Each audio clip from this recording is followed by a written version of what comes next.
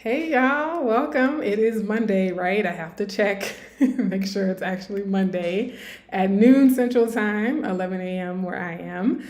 Today we're talking about colorism in hiring and how it is a barrier to diversity and equity in the workplace. And this is an interactive live, so I will be saving time at the end for your questions and comments, so go ahead and cue those up. But I do want to start by just sharing how oftentimes when we talk about hiring, because I've been on hiring committees myself in my previous career paths, and a lot of times we talk about the best candidate for the job. How often have we heard these types of phrases? Or the best fit? Who's the right fit for our company? Or who's the right fit for our school? Who's the top talent, right? And so we already know that a lot of these things are already biased and that our assumptions about who's the right fit is based on our own cultural beliefs, right? Even our ideas about who's the best candidate for the job, those things are socially conditioned. Ideas about professionalism, ideas about why we would work well with some people versus others. All these things can be culturally conditioned. And I also think it's overrated to have people that quote unquote fit in, because I don't have to be your best friend to be a great colleague. So that's a conversation for another day in terms of how I think biased hiring happens. But obviously, if you're tuning into this live stream, you're interested in how colorism impacts hiring. So that's what I'm going to be breaking down today. So not only are a lot of hiring practices biased and based on cultural assumptions, false assumptions and notions, but colorism plays into that as well. Colorism is a factor that is often overlooked when we talk about racial disparities in hiring and in the workplace. Go ahead and say hello if you're tuning in, especially if you are on LinkedIn or YouTube, because I can't really see your profile names. Hey, Instagram folks.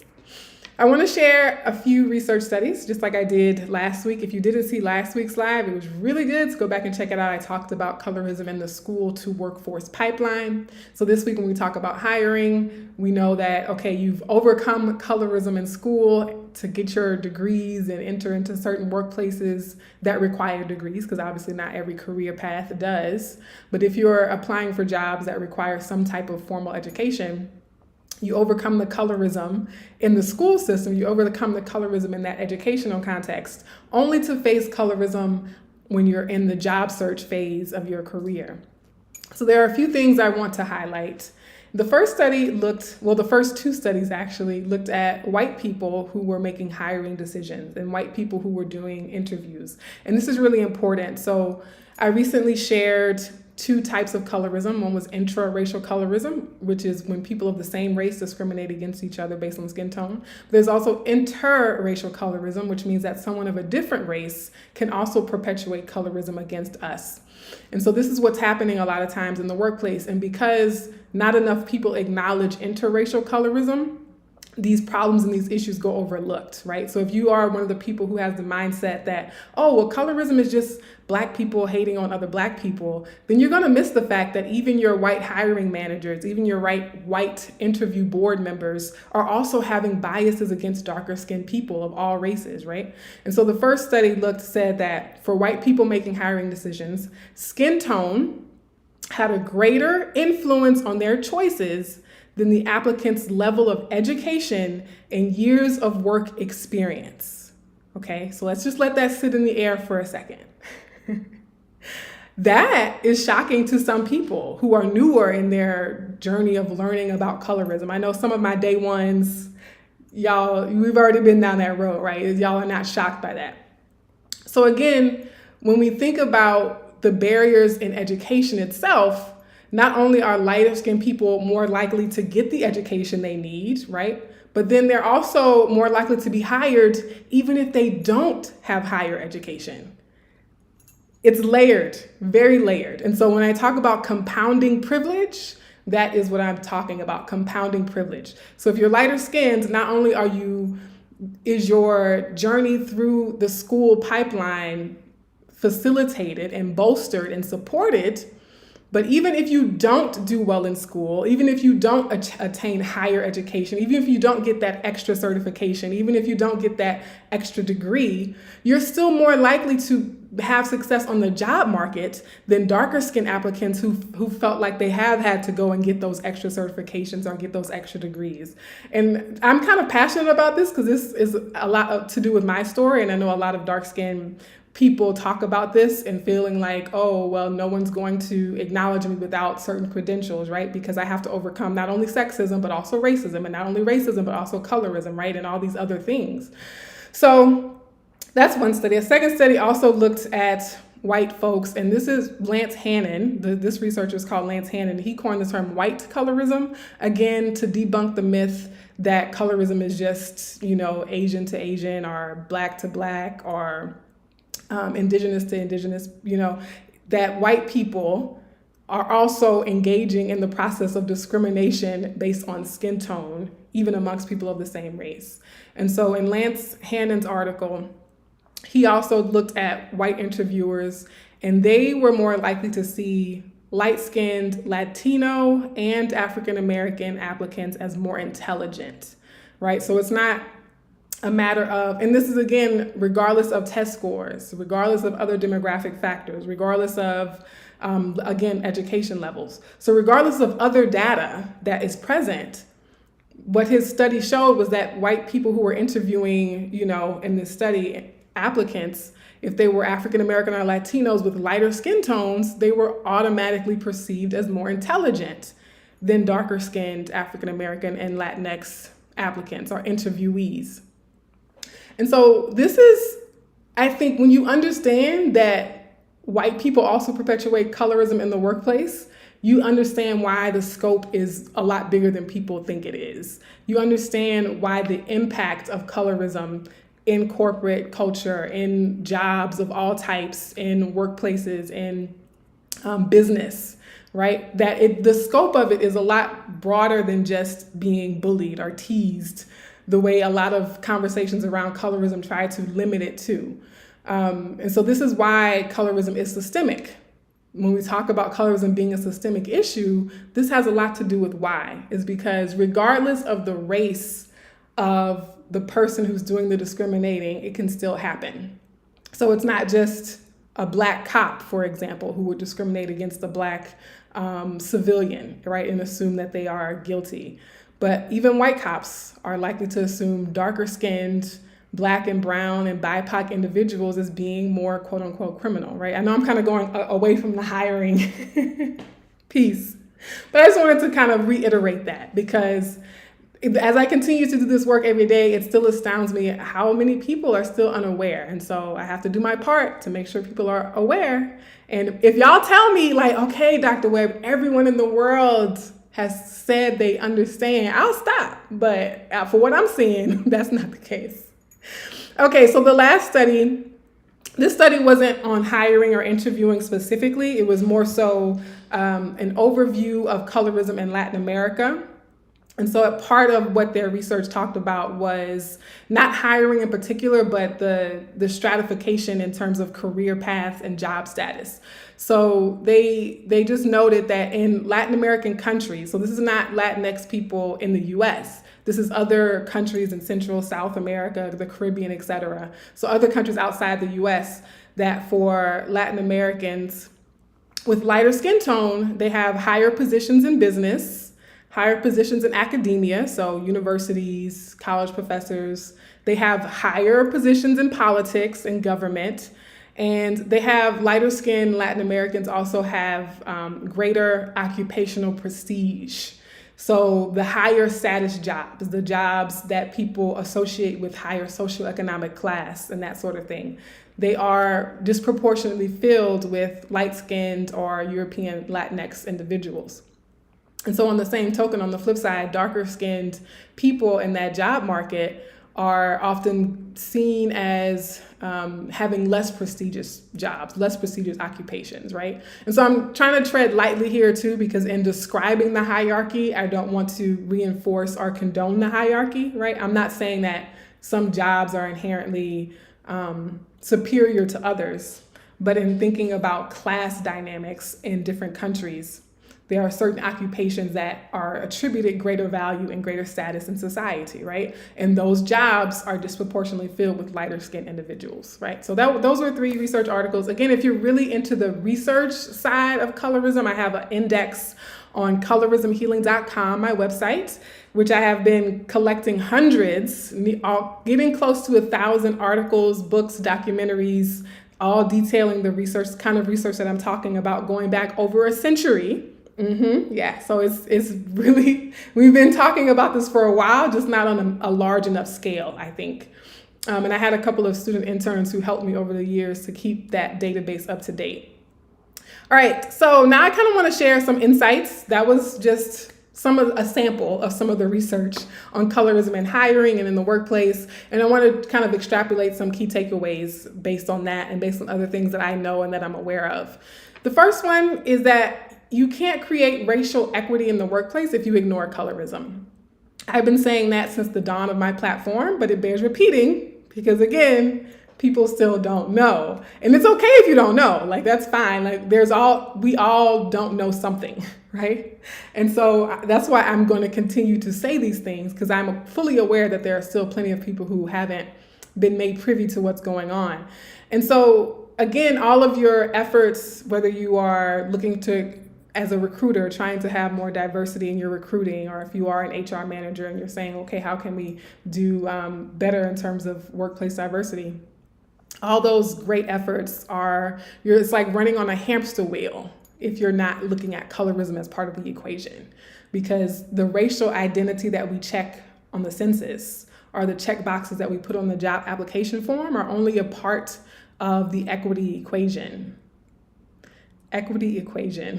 I feel like that's repetitive. That might be a little bit repetitive to say equity equation, but you get what I'm trying to say, right? Whatever job candidates or members of your workplace check on forms and surveys as their racial identity or their ethnic identity is only one part of the equation. And oftentimes what we check in those boxes has less immediate or less immediate impact than what we actually look like. And so for something like colorism, I talk about this more in an upcoming live stream, so make sure you're subscribed if you want me to go deeper on this. When we think about things like profiling and racial bias, there are studies and research that shows that the darker a person's skin tone is, the more severe the racial stigma, the more severe the racial stereotypes are, right? And so similarly, speaking of that, my other point is that you can't mitigate racial bias if you ignore colorism. And so I'm going to fully unpack this. It might be in next week or the week after, where I talk about how when we talk about racial profiling and racial bias, we're doing ourselves a disservice if we don't have colorism as embedded into the content, because so much of unconscious bias is based on what we're seeing, right? If we're talking about linguistic bias, so much of that is based on what we hear. If we talk about bias in terms of not just dialect, but also accents, right? That's something that came up in a previous live stream, is how a person's accent might be an intersection of colorism. And so that we have to talk about, what is the person actually hearing? And so when we think about racial bias, especially in things like profiling and interviews and being followed in stores, having the cops called on you, so much of that is based on what people see. Because if you walk into a store, even sometimes if you go for a job interview, people might not have the data on what your racial or ethnic identity is, but they see what you look like. And so much of the unconscious bias that we've been talking about in the DEI stratosphere is definitely interwoven into the visual cues, the visual signals that people get. And again, I focus on colorism, but that could also be hair texture or hair style. That could also be height or weight or, visible disabilities, right? And so it's a range of things, but we have to acknowledge that there are some forms of our identity that are clearly visible in every space that we walk into, and there are others that aren't, even though they still make an impact, but the degree to which they might influence that situation is based on the degree to which the other parties involved are made aware of it, right? Okay, so things I want you to question, regardless of what your role is or what kind of job you have, we should all be questioning these things, right? And so what are we likely to assume looks professional, right? Or why are we deciding that someone is a good fit for our company? What is that based on? Why do we tend to assume educatedness or articulateness for some people? Why do we assume that candidate X is just more friendly? Why do we assume that candidate B is just more approachable, right? Like let's articulate what it is about them that gives us that feeling or that vibe, just to check for bias, right? So you might have a gut reaction, like that's fine. I believe in intuition and checking your gut. But also there's bias. And so if we want to mitigate our biases, we have to be willing to ask ourselves the hard questions. And then here's what I want you to do. So 2 things. And then I'll go to your questions and right after this. So if you're in a meeting, if you're in a training, if you're in a casual conversation about diversity in hiring or equity in hiring, bring up colorism. Do not let that conversation or that training or that meeting end on racial equity in anything without putting colorism on the table, without making sure that colorism is embedded in the content. And then the second thing is ask yourself and your hiring colleagues the following questions, or for example, questions such as, am I raising the bar for this darker skinned candidate in ways that I did not for the lighter skinned candidates? Okay. A second kind of question you might ask is, are we requesting additional proof of information to judge their competency or their fit for the job when we don't request the same additional information for other candidates who are lighter skinned? And so one example of this, a few people, mainly on Instagram, so shout out to my Instagram folks, a few people sent me this video clip of a dark-skinned sister, a dark-skinned Black woman. She was wearing like this bright pink color, it was really fly. And she was telling the story of how she had to do 10 interviews. She had to go through 10 interviews to get the same position as her light-skinned friend, who was only required to do 3 interviews. Okay? And so if you're on that hiring team, if you're on that hiring committee, somebody at the table, somebody in the room needs to be asking, why are we making candidate X do 10 interviews when we only made candidate Y do 3? Okay? And again, these candidates were the same race. They were the same race. But one was light-skinned and one was dark-skinned. All right, let's look at your questions for your homework. I just gave you your homework, right? And then your affirmation, I am willing to question my current approach to hiring and reflect on my own biases so that I can create greater equity and diversity within my company. Now, if you are not in a hiring position, I still want you to say, I am willing to question my current biases, right? That's an ongoing process, folks. We already know that, though. I'm preaching to the choir. All right, let's look and see if we have any questions or interesting comments. Thank you, Savannah Christine, for the badge on Instagram. Thank you so much for that. Let's see. Okay, cool. No questions from the Graham fam. I see some comments coming through on, oh, hey, Juana, how you doing? I see some questions coming through on LinkedIn and YouTube. Hey, Cynthia Smalls. Aw, yay. Oh, and I don't think I introduced myself. Is this your first time joining me? I am Dr. Sarah Webb, the founder of Colorism Healing. Yes. All right. Got Stella on Instagram. Hello from London, UK. Hey, Michael, the parrot. I like it. Hey, Michelle, tuning in on YouTube. I usually see you on Instagram. That's so cool. Switching platforms on me. I'm here for it. Hey, Patia. Yes. All right. Kimberly McCowan, Sherm CP says, hello from San Diego. Thanks for discussing this important issue. I've gone through this and it's great to bring awareness about this and have candid conversations to create change. Yes. Say hello to San Diego for me, Kimberly.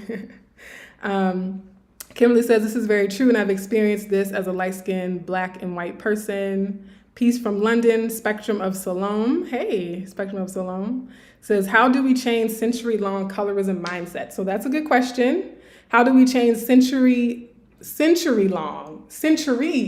multiple centuries long mindsets? So my strategy is an overall strategy. I'm going to be generic for the sake of time. And actually, we have 10 minutes. One is to figure out how those mindsets were created, So for anyone interested in how to unlearn anything, is figure out how it was constructed and then work backwards from that, right? So if this mindset was created through legal policies and procedures, then how do you unwrite or revise those legal policies and procedures to change the mindset? If this mindset was created through formal education, right, through a national education program, then that's your channel for then changing that mindset. Now, the problem is, Kimberly, is that mindsets like colorism, white supremacist delusion, anti-Black delusion, these things were created through multiple means. They were created through multiple means that were strategically implemented for centuries, right? And so we can't fool ourselves. We can't be delusional in thinking that, oh, well, I'm just gonna tell my daughter she's beautiful. And that's gonna solve colorism, right? No, we have to be just as strategic as the colonizers were, right? We have to be just as strategic as the oppressive forces that implemented these mindsets and these ideologies. And so that's, a very general answer, but we can continue the conversation. And I see one other question on LinkedIn. What do we say to make an impact? From my experience, I have seen people of color being hired in the hiring process and still applying biases because they have said they fit in, but don't think many other people of color will fit in. As a consultant, this really sat with me a while. Colorism is not something I had considered a lot, so impactful to hear from you. Yeah, thank you for saying that, Stella. This is precisely why I do these live stream, why I am here. I feel like I was partly incarnated on this planet to do this work. So yeah, I think the first thing is explain to them that colorism is just as problematic as sexism and racism, right? And I think aligning colorism or elevating colorism to the status of things like racism and sexism, you are going to sort of sway or convince others who are equity minded or who want inclusion, who want diversity, to start to pay attention to these things, right? Unless they are outright bigoted, which is possible. There are some people who don't care if they are racist, they love it and they're going to stay that way, right? But there are plenty of people though who don't want to have these inequalities. There are plenty of people who don't want to create an uninclusive workplace, right? And so I think part of it is reminding them that, to the degree that you think racism is bad or sexism is bad or homophobia is bad, like colorism is one of those systemic issues, right? It is a form of bias, discrimination, oppression, marginalization. And so we have to, again, stop making colorism about bullying. Stop making colorism about, oh, dark-skinned girls have low self-esteem and they just need to love themselves. Like, that's a huge reason why people aren't acting or moving the needle on this issue, is because people want so badly to trivialize it as just, well, if you think you're pretty, then nothing else matters, right? Colorism is so much bigger than that. And so that's, I think, the first conversation you have to have is making sure that you understand colorism to then be able to explain it to them, that it's no different from them discriminating based on someone's race. Okay, so let's see, we have another comment here. So many times we're told by quote unquote them that it's the merit that matters and we shouldn't talk about first Black accomplishments. But what do you do when the person offending and the one you have to report to are tone deaf on the slights/gaslighting regarding colorism? Okay, so I'm not sure I fully understand that question. If you want to clarify a little bit, I'll come back to it. But I will acknowledge the merit fallacy, the fallacy that we live in a meritocracy. It's simply false. Not that we never win anything based on merit, but even my ability to acquire merit is often based on the fact that I had another form of privilege, right? Because people talk about education. Someone was saying like, oh, well, you shouldn't consider your level of education a type of privilege because you worked for that. I was like, true, but certain privileges I had allowed me or put me in a position to have certain successes in school, right? Like my mom has a college degree, which made certain things in education easier for me than someone who's a first generation college student, right? Not that you can't have success, but there are just more barriers and obstacles to that, right? But also, I see what you're saying too, because this conversation came up with Kamala Harris, and it continues to come up about, the first Black vice president. And like, I, for one, don't feel represented by Kamala Harris. I don't see my story or my identity in her at all. And it's fine if other Black people do, right? I'm not saying that other Black people shouldn't see themselves in her, but I don't. And so I have a right not to feel like someone doesn't represent me, right? So someone who is very, very light skinned or white presenting, someone who is multiracial or biracial, I don't really feel like they are representative of me. When I see them achieving success, it doesn't automatically say, oh, well, I can do the same thing, right? And so, yeah, I see that gaslighting a lot when people say, oh, well, you should just be happy she's Black. And I'm like, even if, she identifies as Black, her experience is so different from mine that I can't look to her as an example of what's possible for me, right? Okay. Stella says, I want to look into colorism further to educate myself and how to build this into my framework. Where do I start other than here?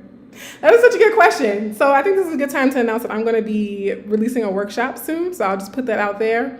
But where you start, I think there are, again, I could point you to the website, colorismhealing.com, because there are books. If you are someone who learns well by reading, I think there are books that give you a broad overview of colorism as a global issue. And they talk about colorism across the globe, and they're written in a way to where you get the broadest overview possible in the span of a book, right?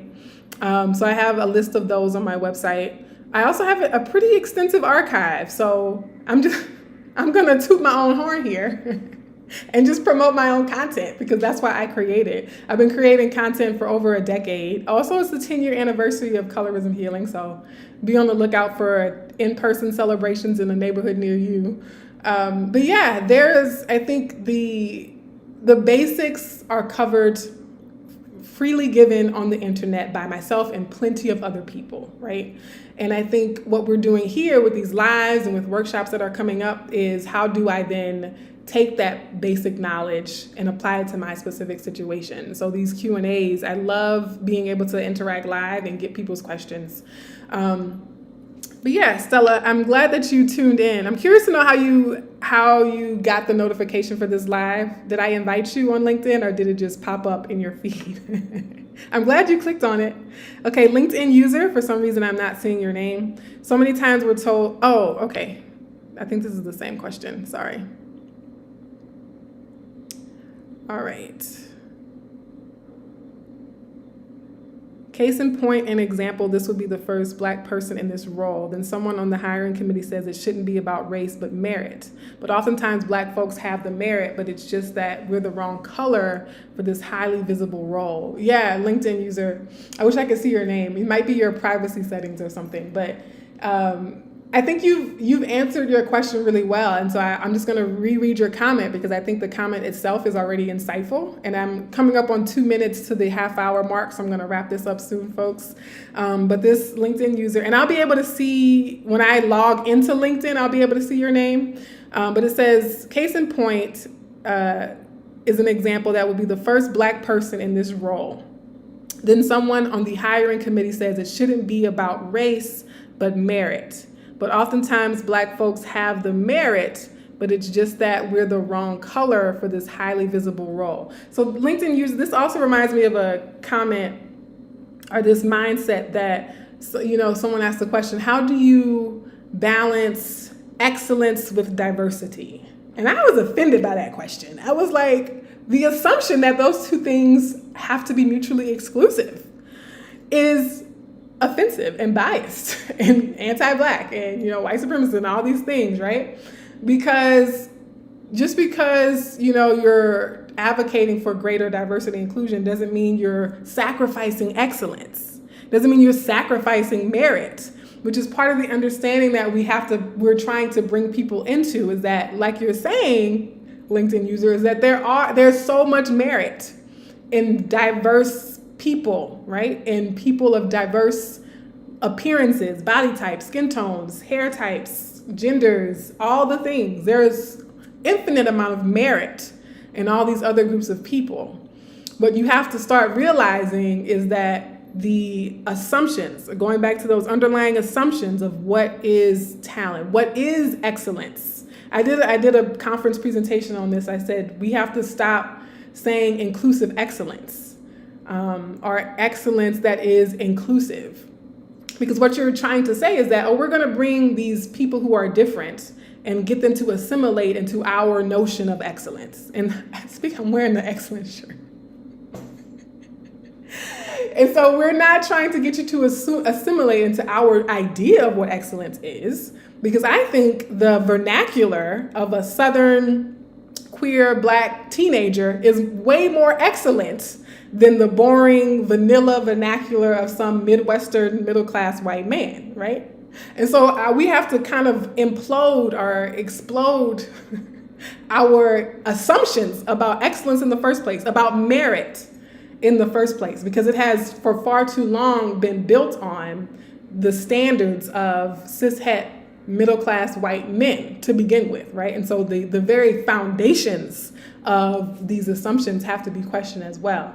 And I'm over time, folks, but I'll be back next week. If you miss me, I'll be back next week. I am talking about EEOC cases. I think that's what I'm talking about next week. I know I'm definitely talking about Equal Employment Opportunity Commission cases on colorism specifically, on skin tone bias specifically.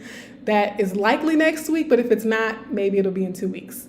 Anyway, thank you for joining me. Thank you for spending your precious time focused on this very, very important topic that is far too often under-addressed in society. And I'll see y'all next week.